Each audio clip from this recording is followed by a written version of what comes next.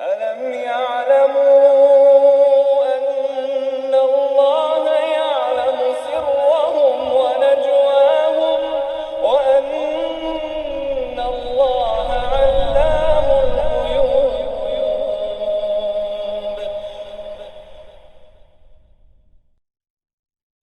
السلام عليكم ورحمة الله وبركاته. إن الحمد لله نحمده ونستعينه ونستغفره ونعوذ بالله من شرور أنفسنا وسيئات أعمالنا من يهده الله فلا مضل له ومن يضلل فلا هادي له أشهد أن لا إله إلا الله وحده لا شريك له وأشهد أن محمدا عبده ورسوله لا نبي بعده فإن أصدق الحديث كتاب الله وخير الهدي هدي محمد صلى الله عليه وسلم وشر الأمور محدثاتها وكل محدثة بدعة وكل بدعة ضلالة وكل ضلالة في النار أما بعد. Kita lanjutkan kajian kitab Adab dan Kiat dalam Gapai Ilmu, masih berkaitan dengan masalah hasad atau dengki dalam menuntut ilmu. Kali ini kita akan membahas obat hasad. Obat hasad antar penuntut ilmu. Ya, maksud juga tentu kalau antar penuntut ilmu, antar dai juga ya. Antar ulama juga. Obat hasad yang terjadi di antara teman sesama penuntut ilmu dan hal-hal yang sepantasnya dilakukan bagi orang yang tertimpa penyakit hasad ini. Kita tahu sebelumnya hasad itu tumbuh karena mengetahui keutamaan orang atau objek yang kita hasadi. Karena kita mengetahui keutamaannya gitu loh. Seandainya kita tidak banyak tahu, ya maka insyaallah lebih mudah untuk tidak hasad. Makanya kebanyakan mengetahui orang kalau maksudnya sezaman, ya orang sezaman yang sama-sama masih hidup, apalagi yang seusia, itu mengetahui keutamaan mereka semua itu sesuatu yang menjadi beban sebenarnya. Assalamualaikum warahmatullahi wabarakatuh. Maka sebagian dari ulama tidak menerima tazkiyah atau jarah dari orang yang seusia dengan yang ditazkiyah atau dijarah. Dijarah itu berarti di stigmakan negatif di kalangan ahli hadis, karena pantaran seumuran itu memungkinkan untuk terwujudnya hasad. Mungkin sekali, sangat mungkin. Ya. Kenapa dia begini dan saya tidak bisa begitu, gitu. Ya, itu bisa sangat rentan terjadi kalau sepantaran, ya. Baik seusia atau sezaman atau se-alma mater, bisa seperti itu. Penyakit ini sangat berbahaya bagi penuntut ilmu. Jika seseorang meremehkan masalah ini, maka akan semakin kokohlah penyakit ini dalam dirinya dan akan semakin mengakar di dalam jiwanya. Sebagaimana dikatakan oleh para ulama fikih, mencegah itu lebih mudah daripada mengobati. Maksudnya sebelum suatu penyakit itu mengakar kuat di dalam jiwa, maka cegahlah. Karena jika suatu penyakit itu telah mengakar kuat dalam jiwa, maka menghilangkannya adalah suatu hal yang sulit, dan ini sahih. Penyakit apapun dalam jiwa itu, baik penyakit hub, ishq, jatuh cinta, ataupun penyakit lainnya seperti hasad, dengki, dendam. Berikut ini beberapa obat atau untuk penyakit hasad. Yang pertama, mendoakan teman tanpa sepengetahuannya. Ini healing pertama, karena mendoakan teman tanpa sepengetahuannya itu menunjukkan hati yang ingin bersih. Jika dalam hati Anda ada rasa hasad terhadap seseorang, maka doakanlah kebaikan untuknya agar dia selalu diberi petunjuk dan kemudahan dalam segala urusannya. Karena doa itu bisa memberi dampak perubahan sikap yang luar biasa, ya. Emotikon saja bisa membuat mood itu berubah. Antum lagi emosi sama orang, sebel sama konsumen, nanya mulu, enggak beli-beli. Ya, nanya mulu, nggak final, nggak selesai, nggak closing sama sekali. Nanya mulu, ini speknya ini, lama nanyanya. Namun sebagai pedagang yang baik dan bukan seorang ustadz ya, maka kemudian antum suka memberikan emot tetap senyum. Iya insyaallah Pak, senyum. Itu sebenarnya senyum tersebut apa? Untuk menetralisir angkara murka yang ada di hati antum. Iya, dinetralisir dengan senyum supaya masih terus lama-lama pisau, emotikon pisau lama-lama. Ya. Jadi kalau emotikon saja bisa mengubah mood, rasa, pandangan, perasaan, maka lebih-lebih doa. Lebih-lebih doa bisa memberi dampak perubahan sikap luar biasa. Termasuk menghilangkan rasa dendam dalam hati, rasa berkhianat dan sifat dengki. Seiring dengan itu niscaya Allah Ta'ala akan membuat hatinya lapang terhadap Anda. Iya. Ikhwas sekalian, qalbu itu ketika kita menuntut ilmu, kita perlu adanya kawan yang memang yang memang membuat kita itu dekat dengannya dan berta'alluq dengannya dengan wajah yang sahih, dengan cara yang benar. Bukan berta'alluq dalam artian tawakal, tetapi kita memiliki penguat di dakwah misalnya atau di belajar.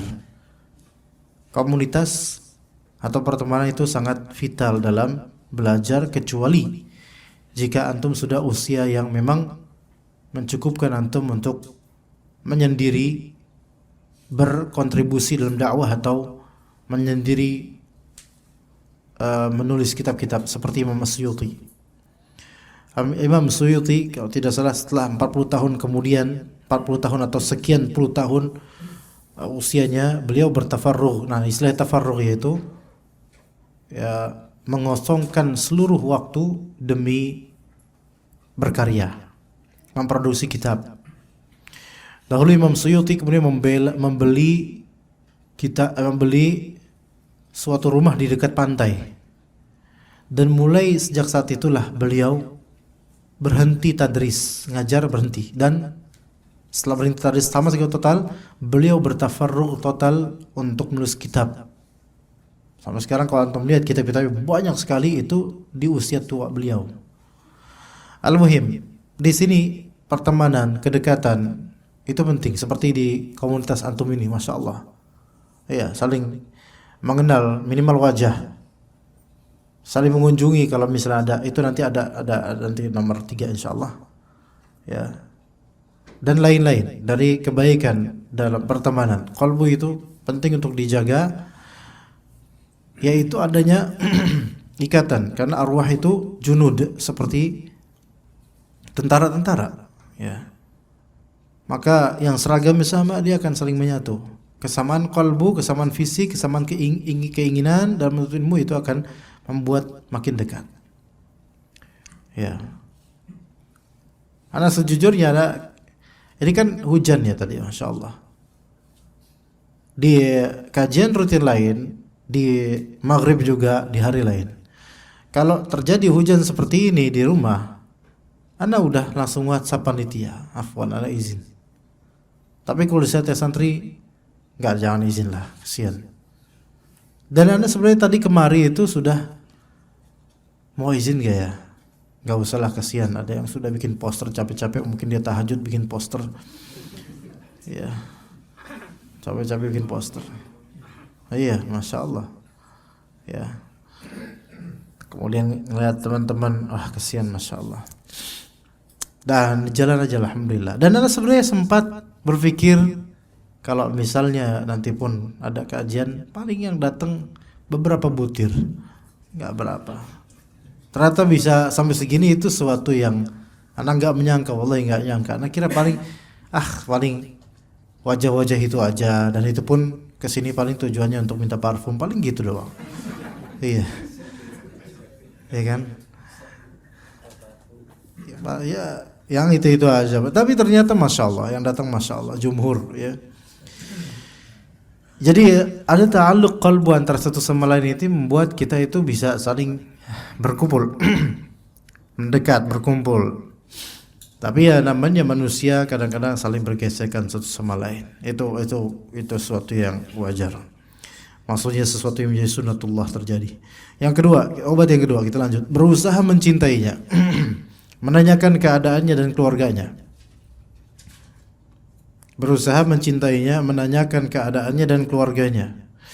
Merupakan sesuatu yang dapat kita saksikan bahwa seorang teman setiap kali ia mencintai temannya maka akan hilanglah darinya rasa dendam sebesar rasa cinta itu padanya. Setiap kali ia mencintai temannya itu akan memberikan uzur yang lebih, Semakin antum sayang pada seseorang, semakin antum akan memberikan uzur padanya atas segala kekurangan atau kesalahannya. Tapi setiap kali ia dekat dengannya dan menumbuhkan rasa cinta kepadanya, maka akan berkurang pula rasa dendam di hatinya, bahkan hingga hilang sama sekali. Terkadang memang susah bagi seseorang untuk mendekati dan mencintai temannya, tetapi kita ingatkan dia dengan firman Allah, idfa' billati hiya ahsan fa idzal ladzi bainaka wa bainahu adawatun ka'annahu waliyyun hamim. Tolaklah kejahatan itu dengan cara yang lebih baik, sehingga orang yang ada rasa permusuhan antara kamu dan dia akan seperti teman yang setia. Boleh jadi dia itu orang yang dulu musuhin antum, dulu ngejelekin antum karena gak kenal antum mungkin. Namun kemudian antum membalas dengan cara yang lebih baik, bukan dengan cara yang lebih nyelkit, cara yang lebih baik. Maka setelah itu bisa jadi dia akan sadar akan kekhilafannya dan akan mengakui kebaikan antum.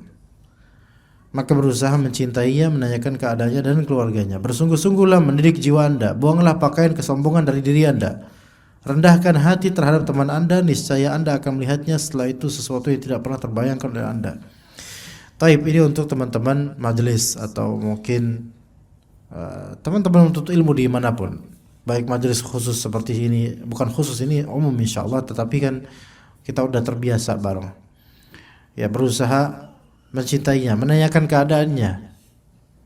Ada sisi tafaqud, istilahnya namanya tafaqud, yaitu merasa kehilangan jika ada yang absen. Iya, anda emang gak kenal dengan nama-nama masing-masing dari antum, tapi wajah-wajah kadang-kadang bisa anda ingat gitu.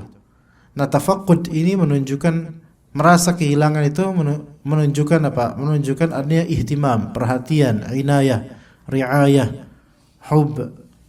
Ya. Sehingga bertanya kemana fulan. Begitu juga kemana bapak yang biasa duduk di situ.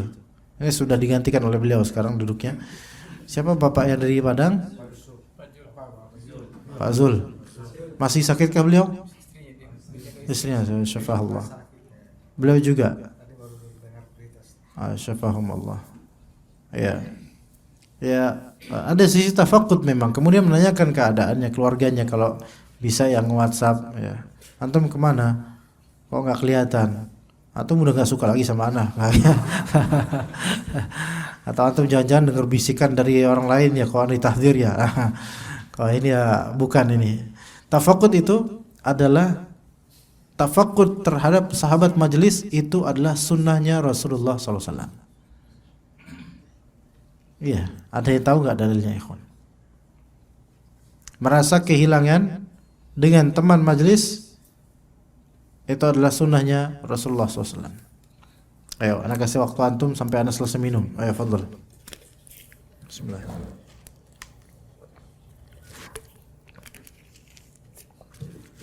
Gak tahu. Ya udah, anak kasih tahu. Suatu ketika Nabi SAW sudah terbiasa duduk bersama para sahabatnya. Maka seorang muallim, seorang syekh, seorang guru yang tawadhu' itu adalah yang rela duduk bersama mad'unya, bersama para sahabatnya, bersama murid-muridnya.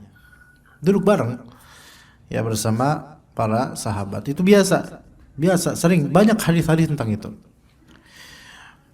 Kemudian di antara sahabat yang dekat dengan beliau ketika itu ada seorang sahabat yang putranya itu masih kecil, mungkin baru belajar jalan atau semisalnya, masih balita lah, masih kecil lah.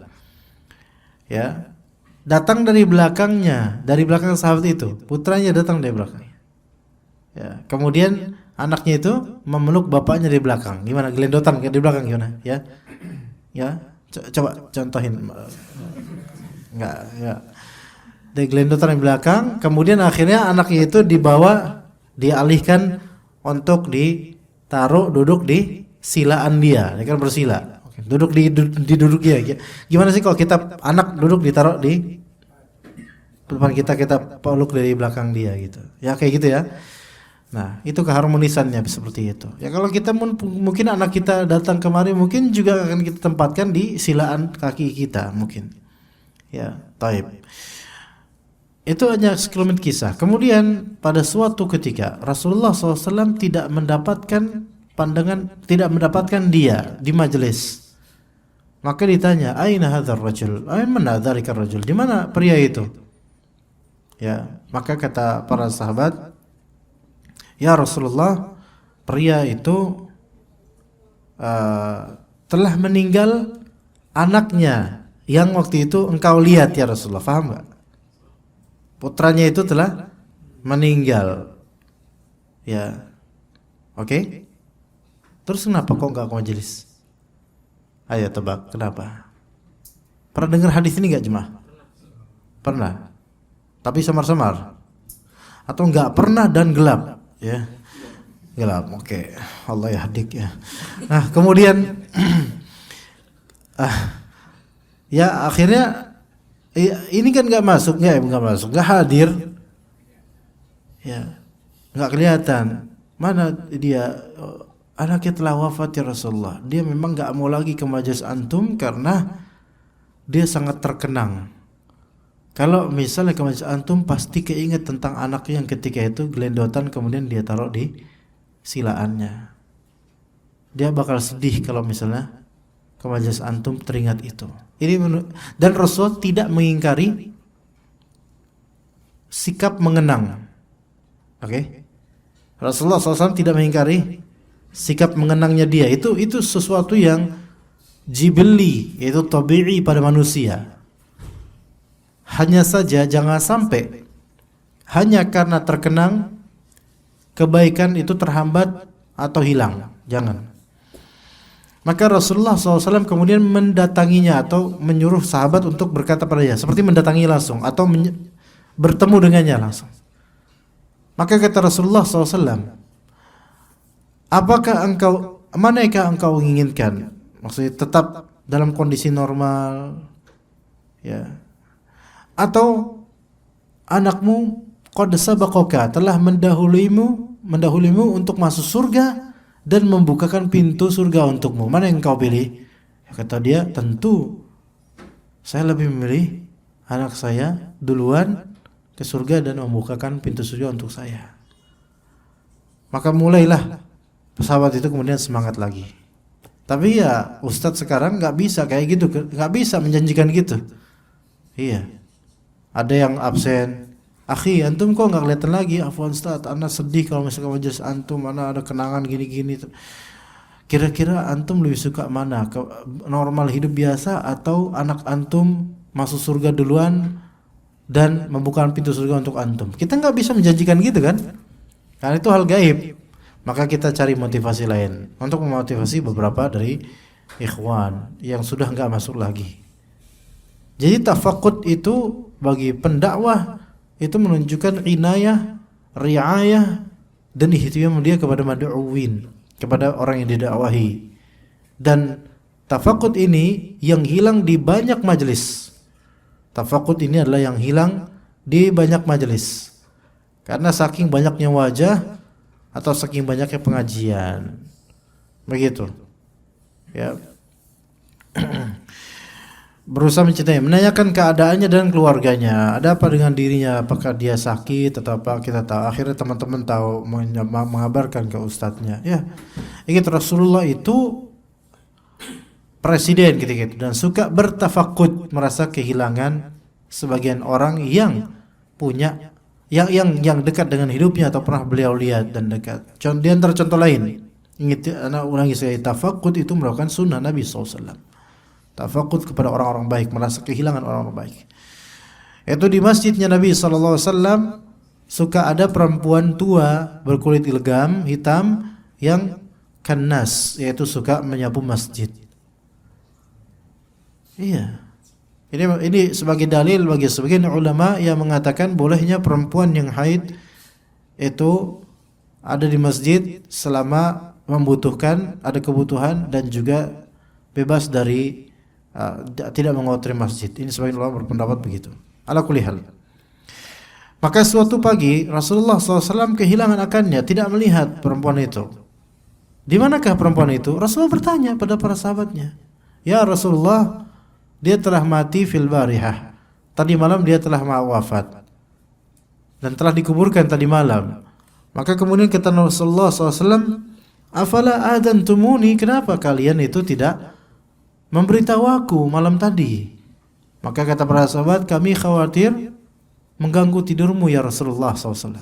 Ya, ini menunjukkan juga para sahabat sungkan terhadap Rasulullah SAW di malam hari, tidak ingin mengganggunya. Kalau sekarang tidak sembarangan telepon malam-malam, ya. Nah itu, ya. Nah maka kemudian kata Nabi SAW, "Dullani ala qabriha, tunjukkan saya di mana kuburnya, tunjukkan saya di mana kuburnya." Artinya sampai wafatnya dia pun tetap Rasulullah SAW ingin menziarahi dan mensolatinya. Begitu ikhwan. Ya, jadi tafaqud itu sunnah Nabi SAW terhadap orang yang kita anggap baik. Maka kalau misalnya di antara kita ya jemaahnya nanya ke teman, "Fulan kemana, kok nggak pernah hadir lagi?" Itu sesuatu yang baik. Iya. "Fulan kenapa kok sekarang nggak pernah di Yesus lagi?" misalnya. Dia jawab, "Wah, Fulan udah beda manhaj sama kita. Nah, ini udah beda lagi nih." Ya. Dan anak bertafaqud kepada pertama kali anak kajian rutin di sini ada ikhwan yang siapa tuh yang nanya macam-macam itu di pojok sana. Fajri ya, Fajri. Iya. Itu FM apa AM itu? Iya. Iya kan? Katanya jadi Gojek katanya. Jadi driver online. Aina insanuhu al-an. Di mana orangnya sekarang? Ya. Itu sekali ketemuan terus kemudian anak bully berkali-kali, kayaknya habis itu dia mendapatkan hidayah sehingga enggak kesini lagi mungkin. Ya. Itu sekali itu aja, habis itu enggak kelihatan lagi itu. Ya Masya Allah. Hah? Zahdan minka? Zahdan itu apa maksudnya? Za'lan. Tapi kan sama majelis lain datang enggak?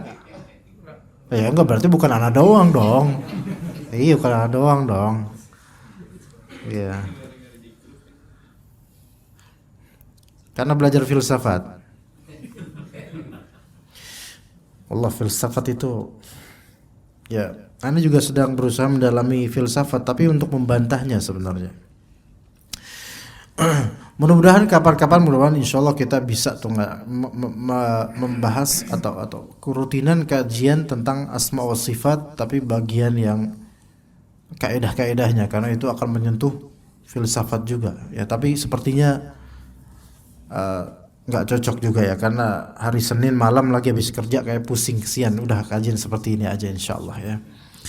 Yang ketiga, di antara obatnya mengunjunginya dan mengakui keutamaannya. Dahulu para ulama mengunjungi murid-murid mereka, ajaib ya. Ada juga Syekh Saleh Al-Fauzan hafizahullah pernah mengunjungi Syekh Saleh Al-Mughamisi. Ada imam Masjid Quba namanya Syekh Saleh Al-Mughamisi. Ya, dan memang Syekh Saleh Al-Mughamisi ini termasuk cukup kontroversial. Ada kebaikan padanya dari penjelasan tentang Al-Quran.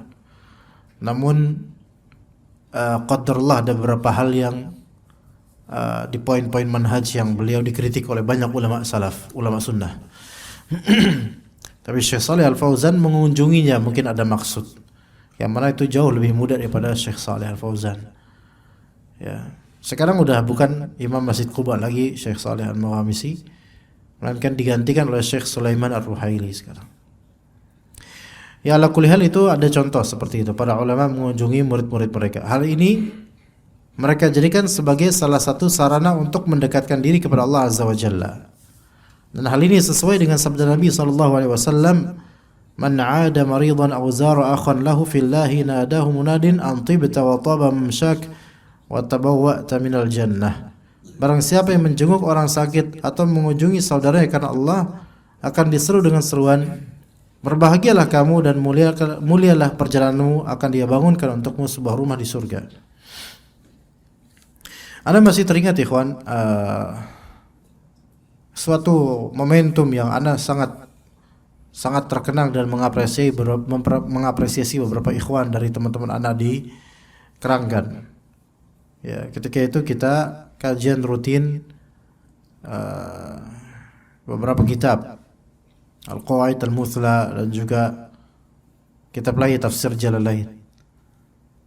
Nah, di antara jemaah masjid yang ada jemaah yang jarang datang ke kajian anak. Tapi teman-teman rutin ini seperti antum-antum yang dekat sekali sama anak dan setiap habis kajian selalu makan bareng sama anak. Itu memberitahu kepada anak, "Ustaz, ini ada akh fulan sakit dan cukup lumayan sakitnya, kesian, dan istri juga kesian, dia sakitnya membuat dia kayak setengah frustrasi, setengah gila atau semisal itu. Kesian Ustaz, ayo kita kunjungi." Maka ayo kunjungi, habis makan kita kunjungi. Ana pun naik motor bersama beberapa teman-teman. Ya. Dan itu udah diobatin, ini nggak bisa, masih agak gimana ya, kalau orang udah pikirannya udah mumet gitu loh. Ngomong ngelantur gitu. Nah, kita datang ke sana, teman-teman yang lebih dulu untuk salaman ke beliau, masya Allah. Dan alhamdulillah ketika beliau ketemu, melihat anak, langsung tiba-tiba beliau langsung menangis kemudian, menangis dan memeluk anak. Dan alhamdulillah, gak lama berapa waktu kemudian, entah berapa hari, anak tidak ingat sama sekali. Alhamdulillah beliau udah lumayan sembuh. Beliau ini bahkan peruqyah, tukang bekam, ahli herbal, tapi sendirinya kayak gitu loh. Kadang-kadang kayak kesurupan, mungkin gara-gara sering ngeruqyah orang jadi ya jin-jin pada dikoleksi mungkin atau gimana, nggak tahu.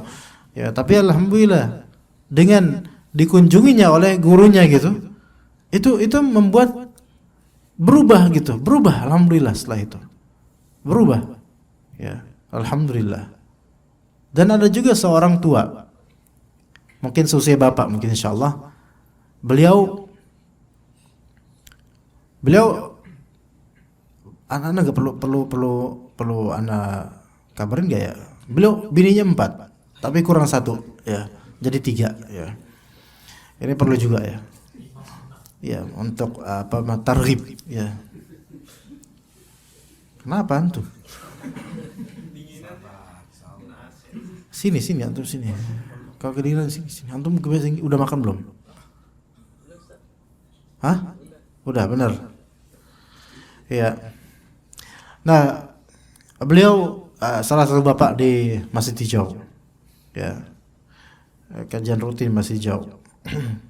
Suatu ketika beliau tersiar kabarnya sakit sampai berbulan-bulan. Masya Allah, sakit benar-benar, nggak bisa gerak, nggak bisa apa. Ya, sudah dikunjungi beberapa ikhwan, disuplai berapa ikhwan membantunya, Masya Allah. Nah, kemudian anak pun berazam dianterin oleh beberapa ikhwan di situ, beberapa tulabul ilm di situ, antarkan anak ke beliau, ke rumah beliau. Akhirnya dianterin, anak naik motor, mereka naik motor, sampai dari sana. Masya Allah, pas ketika melihat, nggak nyangka kalau misalnya datang, kemudian tiba langsung beliau menangis, termehek-mehek gitu kalau bahasa sinetronnya itu. Masya Allah, nangis kemudian. Kemudian hibur dengan hiburan-hiburan setengah membuli, orang lagi sakit dibuli. Tapi beliau ketawa terus akhirnya. Dan beliau mengakui, "Ya Ustadz, ana selama sakit ini dikunjungi oleh siapapun, belum pernah ana tuh ketawa kayak gini, Ustadz. Belum pernah, rata-rata yang ngunjungin tuh kayak ngeliat anak kesian, terus ana ya bingung juga nggak bisa ketawa gitu. Cuma nama antum cuma ketawa, padahal ana tuh ngebully dia loh padahal." Iya. Tapi ketawa dia, dan alhamdulillah ini yang anda cari. Dan selang gak lama kemudian, dari yang berbulan-bulan itu udah putus asa, alhamdulillah datang lagi ke majelis, sampai terakhir pun beliau pekan kemarin ada, dan paling depan duduknya seperti ini. Iya. Iya, maksudnya di sini sebelah sini ya. Ini meja sebelah sininya. Iya. Bukan ini ya. Enggak, ini masih muda. Iya. Bukan itu Ibrahim. Iya. Sama lah sama antum kan. Iya, antum jangan melemparkan bola cakram ke orang sementara antum sendiri kayak gitu. Allah yahfad antum. Ya. Ya. Ala kulli di sini ibrahnya adalah itu. Anda merasakan sendiri ikhwan, ketika mengunjungi beberapa ikhwan yang memang sakit. Ya, Anda enggak keroyokan seperti antum ada kena Covid, antum satu majelis ngunjungin orang kena Covid. Anda maksudnya enggak seperti itu juga. Artinya di sini kalaupun ada di antara antum yang sakit dan Anda berkesempatan untuk kunjungin, insyaallah Anda kunjungin, bawa Anda ke rumahnya. Antarkan Anda ke rumahnya atau ke rumah sakitnya kalau memang Anda lagi sempat misalnya. Insyaallah itu insyaallah akan berpengaruh padanya, insyaallah akan berpengaruh, insyaallah membuat dia cepat sembuh insyaallah. Jadi kenapa di sini sang penulis menunjukkan para ulama mengunjungi murid-murid mereka? Karena itu justru akan memberikan murid-murid ini semangat dan booster yang luar biasa dan melihat akhlak gurunya dan akan betul-betul sangat mengapresiasi apa yang dilakukan oleh gurunya yang kadang-kadang yang bisa jadi ilmu yang disampaikan secara lafal atau material itu kalah dengan akhlaknya gurunya. Ya. Maka bagaimana jika seseorang mengunjungi temannya dengan tujuan selain mendekatkan diri kepada Allah untuk menghilangkan dendam di antara keduanya dan mencegah dirinya dan temannya dari kejahatan syaitan, dari fitnah ya. Tentunya berkunjung semacam ini dapat menimbulkan pengaruh mengagumkan dalam diri orang yang berkunjung dan yang dikunjungi. Hasil yang diperoleh dari hal ini adalah hilangnya rasa dendam. Seorang hamba akan merasakan ketenangan jiwa. Hatinya tidak ditimpa keresahan dan kesedihan tatkala nama temannya menjadi populer dan berhasil mengkaji masalah yang ia tidak mampu. Di antara kisah luar biasa yang menceritakan masalah ini adalah apa yang dikisahkan tentang Abu Nu'aim Al-Fadl bin Dakin. Tatkala Abu Nu'aim ini ditanya di sisi khalifah seputar fitnah tentang perkataan bahwa Al-Quran adalah makhluk. Ini fitnah Mu'tazilah. Ya, ini asalnya dari filsafat juga ini. Ya, sampai bisa mengatakan Al-Quran itu adalah makhluk, itu berawal dari filsafat. Berawal semua dari filsafat. Maka ia menjawab, aku telah menemui lebih dari 700 syekh di Kufah seperti Al-A'mash dan lainnya, dan mereka semua mengatakan bahwa Al-Quran adalah kalamullah, ucapan Allah, bukan makhluk. Leherku yang akan menjadi jaminannya. Maka berdirilah Ahmad bin Yunus menuju kepadanya lalu mencium keningnya dan berkata, semoga Allah Ta'ala membalasmu dengan kebaikan wahai syekh. Padahal di antara keduanya terdapat perselisihan. Sampai kemudian Ahmad bin Yunus mencium keningnya karena benar-benar berusaha menghindari hasad. Ya. Yang kita garis bawahi dari kisah ini adalah bagaimana sikap seorang Ahmad bin Yunus meskipun antara dirinya dengan Abu Nu'aim terdapat perselisihan, namun karena dia menyadari bahwa Abu Nu'aim memiliki keutamaan sikap terkait masalah fitnah Al-Quran tersebut, maka dia pun mencium keningnya. Semoga rahmat Allah Ta'ala tercurahkan atas mereka berdua.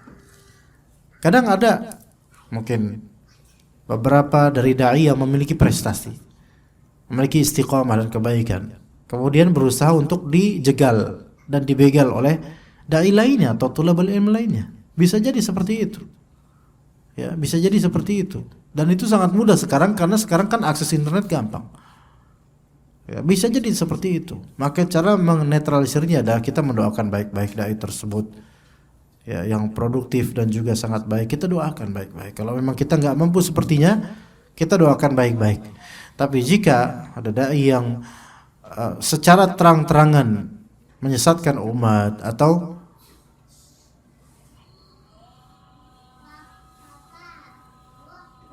apa ya, langsung hilang ingatan ini. Ya. Menyesatkan umat atau mencontohkan tidak baik kepada umat secara terang-terangan, maka tidak apa-apa untuk diterangkan kepada umat bahwasanya hal tersebut tidak baik atau salah. Ya, dan itu tidak mesti apa? Tidak mesti hasad. Ya. Baik, kemudian kita lanjut dengan ini dulu apa? azan dulu insyaallah. Ada 4, 5 dan 6 insyaallah kita habiskan pada ba'da azan.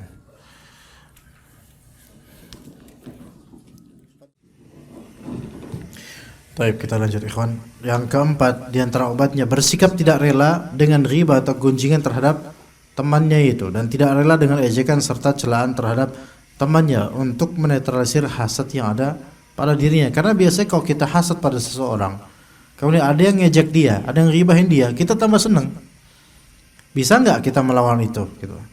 Apabila Anda berada dalam suatu majelis, kemudian teman yang hasad kepada Anda diejek, ya, maka janganlah Anda merasa senang dengan hal itu. Teman yang hasad kepada Anda diejek, atau teman yang Anda hasati diejek, jangan tambah senang, ya. Tahanlah ucapan Anda dan belalah teman Anda itu dengan apa yang Anda ketahui. Jika Anda tidak melakukan hal itu, maka setan akan mengobarkan rasa dendam di antara kalian. Setiap kali Anda menghinanya, akan semakin besar rasa dendam itu. Jika Anda tidak rela dengan gunjingan terhadap teman Anda dan Anda tidak rela dengan ejekan terhadapnya, lalu Anda membelanya di saat ia tidak ada, maka hal ini dapat membuat Anda diterima di sisi Allah Azza wa Jalla.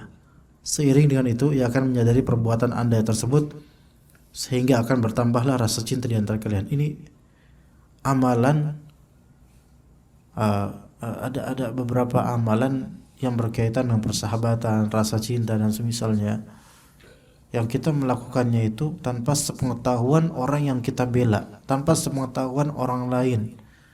Hanya Allah yang tahu. Itu tuh berat.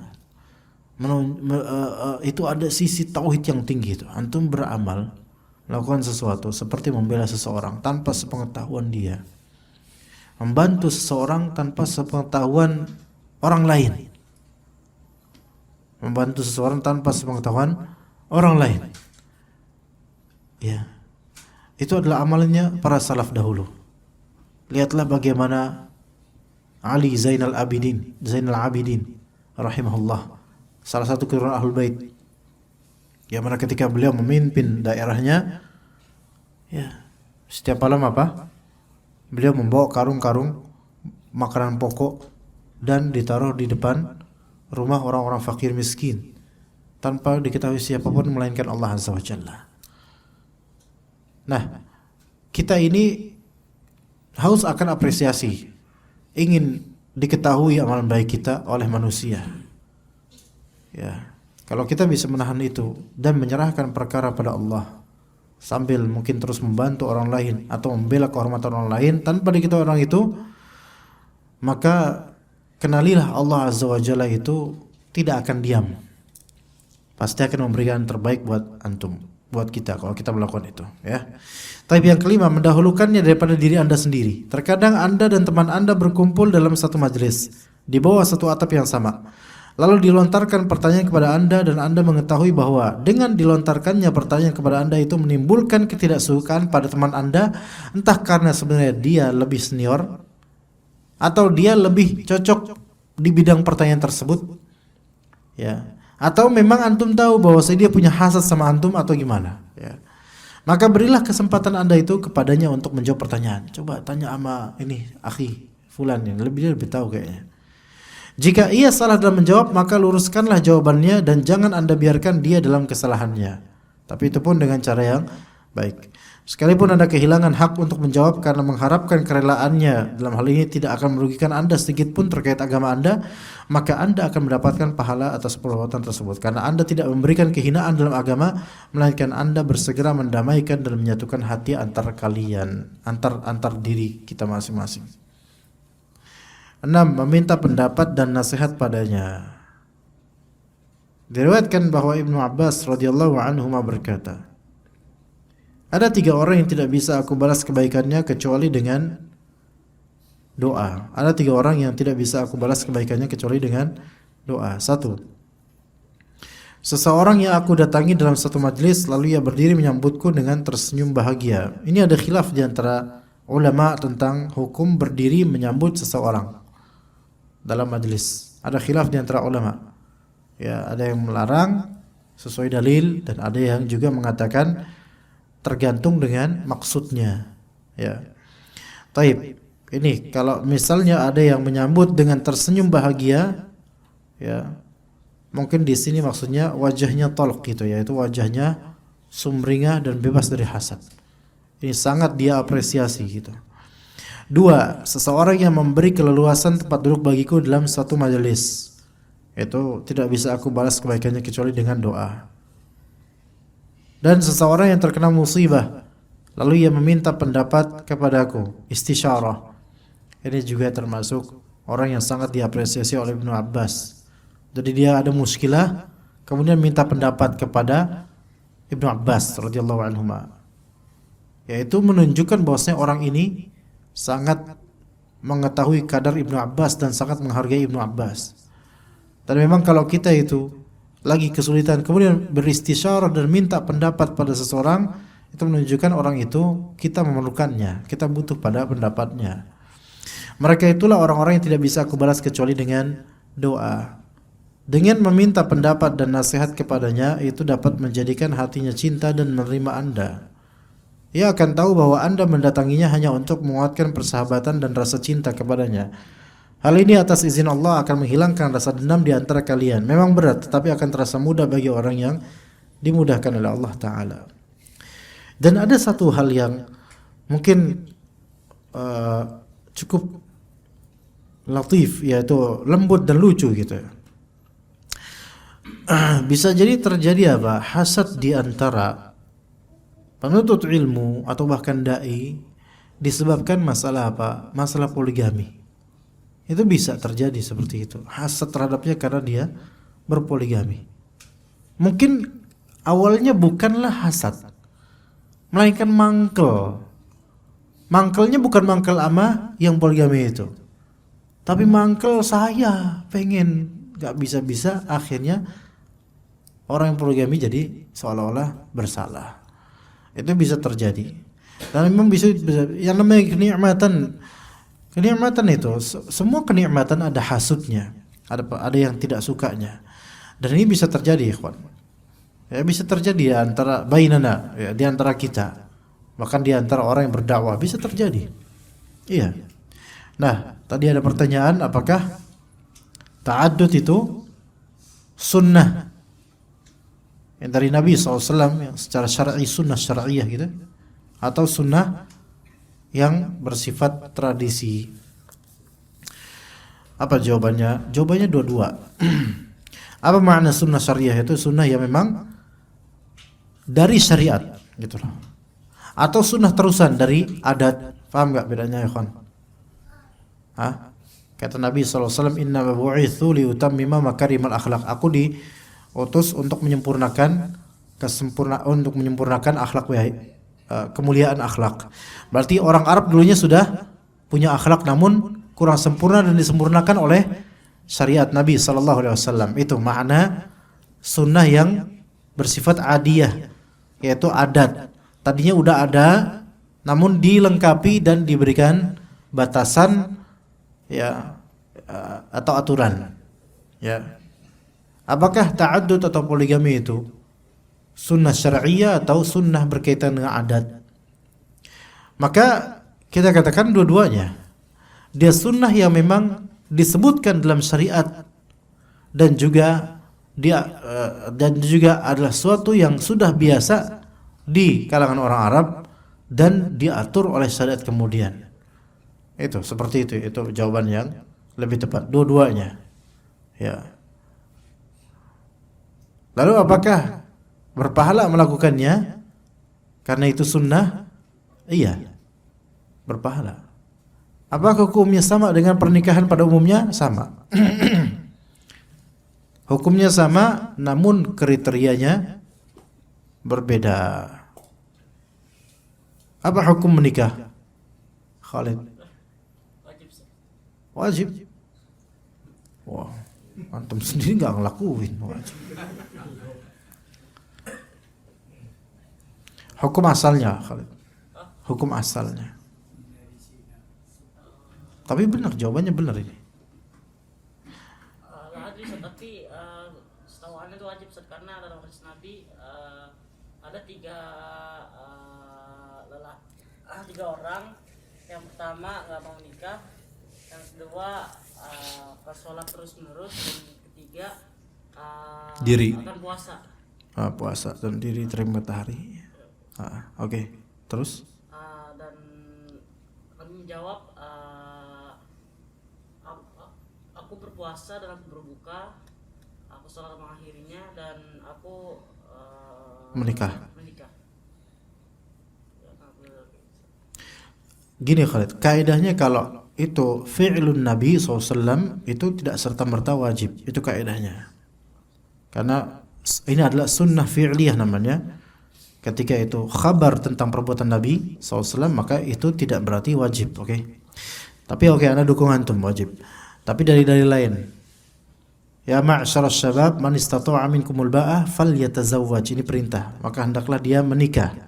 Untuk para pemuda yang sudah punya kafaah dan kemampuan materi dan juga fisik yang baik untuk menikah. Hukum menikah asal ini khilaf di antara ulama. Ada yang mengatakan hukum menikah asalnya wajib dengan dalil tadi. Ada yang mengatakan hukum menikah asalnya sunnah. Ya. Sebenarnya hukum asal menikah adalah wajib ketika sebenarnya hukum di sini bisa dikatakan sunnah, tetapi bisa dibagi lagi menjadi 5 hukum. Bisa wajib, bisa sunnah, bisa mubah, bisa makruh, bisa juga haram. Itu masing-masing ada rinciannya. Iya. Hukum menikah haram kok bisa? Bisa. Ketika antum menikah di daril harb, di negeri peperangan. Lagi perang, antum menikah. Lagi perang antum nikah ini. Kenapa kok haram? Karena potensi untuk menafkahi gak mungkin. Potensi untuk jima gak mungkin. Potensi mati ya mungkin itu. Itu ada yang mengatakan itu haram. Fi daril harb. Karena potensi zalimnya lebih besar. Potensi gak dapat haknya lebih besar. Nikah makruh seperti apa? Ada yang mengatakan nikah makruh seperti apa? Di antara contohnya, ada yang mengatakan di antara contohnya yaitu seseorang yang tidak punya syahwat, tidak punya raghbah untuk seksual, kemudian dia menikah, ya, itu di antara contohnya. Kemudian dia itu yang mubah, itu mubah. Dia tidak punya kecondongan seksual, ya, terus menikah, ini mubah. Ada yang makruh, ya, ada nikah makruh, yaitu dia yang tidak memiliki kecenderungan seksual, juga tidak memiliki harta sama sekali. Pokoknya nggak ada interest dari segi seksual dan nggak punya harta. Jadi ketika nikah nanti, istri nggak dapat nafkah batin, nggak dapat nafkah zahir, nggak dapat semuanya, maka ini makruh. Ya, taib. Nikah sunnah hukum asal, nikah wajib ada yang mengatakan itu hukum asalnya nikah wajib. Bagaimana dengan poligami? Apakah hukumnya bisa sama atau makruh semua? Kembali sama seperti itu, sama. Muskilahnya itu banyak karena kita itu Indonesia ini masih banyak anti dengan ini, ya. Seolah-olah ini aib, ajaib. Seolah-olah poligami itu aib. Kita pengen mencerdaskan masyarakat biar agak pintaran dikit dah masalah ini. Iya, beneran. Anda kalau melihat orang-orang yang menganggap poligami itu suatu keburukan, ini suatu kebodohan, suatu kebodohan. Ya, kecuali kalau dia cuma dapat info tentang oknum-oknum, nah iya, oknum-oknum nggak punya ilmu, nggak punya apa, melakukan hal tersebut sampai membuat syariat ini disuudzonkan oleh banyak orang. Ya, hukumnya sama, ikhwan. Karena dia sunnah syariah yang memang sudah ditegaskan oleh syariat sebagai perbuatan Nabi dan perbuatan salaf. Maka perkataan Nabi SAW, tazawwajul waludal wadud fa inni mukatsirun bikumul umam. Nikahilah oleh kalian perempuan yang pandai melahirkan. Apa artinya Indonesia pandai melahirkan tuh? Subur dan penyayang. Ini berlaku untuk 1, 2, 3, 4. Sesungguhnya aku berbangga dengan banyaknya umatku. Nah, di antara wasilah untuk memperbanyak keturunan apa? Nah, itu. Iya. Maka apa kini masuk sunnah Nabi SAW? Masuk sunnah Nabi SAW. Ya. Maka sebagian dari ulama menyatakan bahwa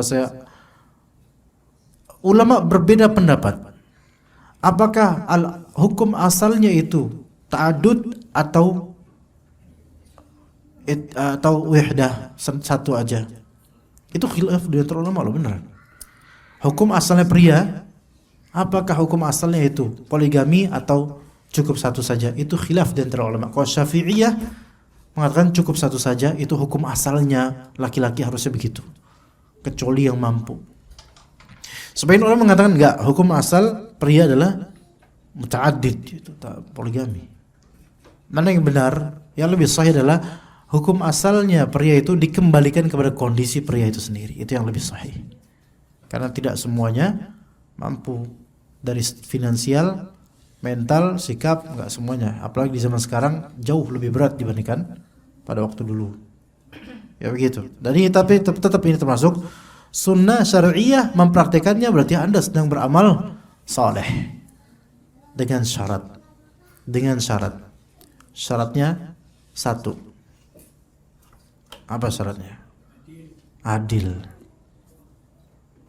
Tapi adil ini siapa yang banyak? Al-adl fi an-nafaqah al-zahirah dan al-adl fi an-nafaqah al-batinah. Adil dalam masa nafkah zahir, yaitu apa? Sandang, pangan, papan. Ini jadi diktat poligami sekarang.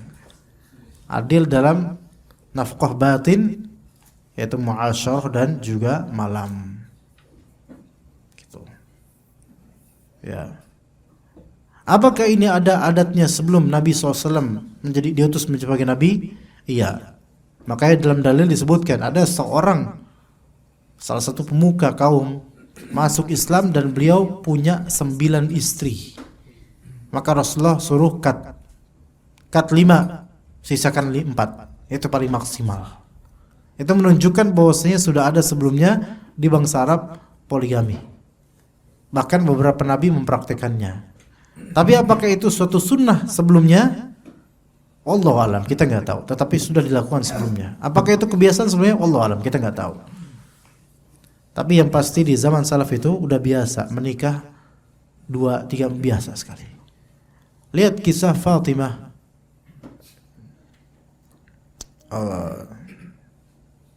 Fatimah binti Umais. Fatimah binti Umais radhiyallahu anha. Beliau awalnya adalah seorang istri untuk Ja'far bin Abi Thalib. Ja'far kemudian wafat radhiyallahu anhu.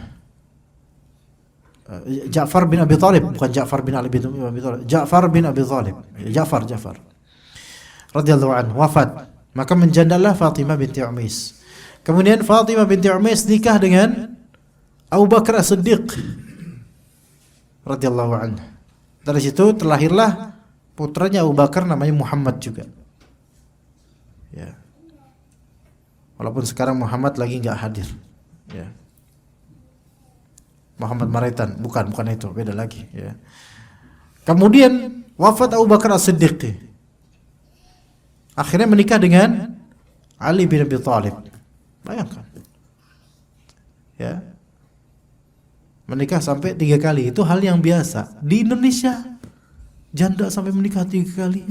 Udah banyak nih, ini udah sering nih. Kadang menjadi aib bagi sebagian orang. Masya Allah. Iya. Ya. Nah, maka ikhwah di sini